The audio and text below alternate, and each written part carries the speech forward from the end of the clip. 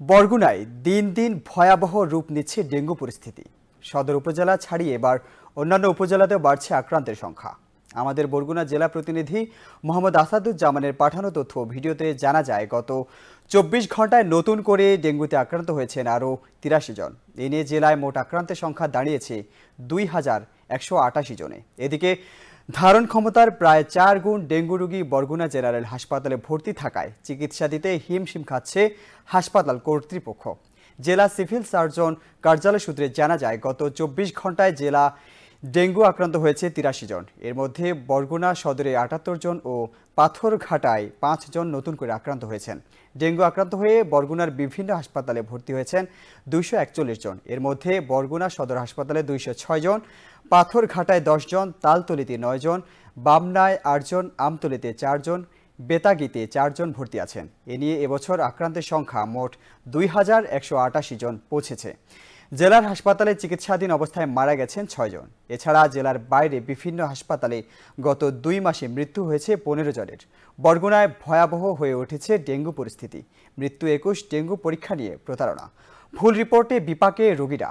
প্রতিদিন বাড়ছে ডেঙ্গু রোগী, সেবা দিতে হিমশিম খাচ্ছেন চিকিৎসকরা। সংশ্লিষ্টরা বলছেন, বরগুনা জেনারেল হাসপাতাল এখন ধারণ ক্ষমতার চেয়ে প্রায় 4 গুণ বেশি রোগী নিয়ে সেবাদানে হিমশিম খাচ্ছে।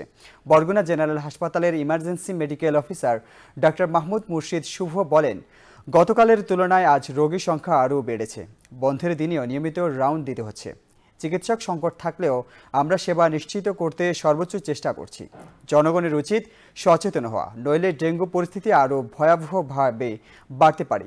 বরগুনা জেনারেল হাসপাতালের আবাসিক মেডিকেল অফিসার ডক্টর তাজকিয়া সিদ্দিকা বলেন, এমন অনেক রোগী এসে হাসপাতালে ভর্তি হচ্ছেন যাদের বাড়িতে থেকে চিকিৎসা প্রদান করা সম্ভব। এসব রোগীর কারণে হাসপাতালে চাপ বাড়ছে। এখানে ডেঙ্গু যেরকম মারাত্মক আকার ধারণ করছে, ঠিক তেমনিভাবে রোগীরাও আতঙ্কিত হয়ে পড়ছেন।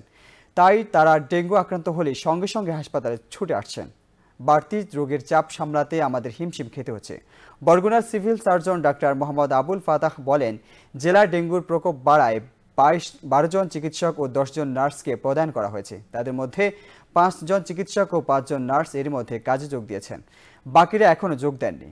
এছাড়া 10 জন নার্স প্রদান করা হয়েছিল, তাদের মধ্যে 5 জন যোগদান করেছেন, অন্যরা এখনও যোগদান করেনি।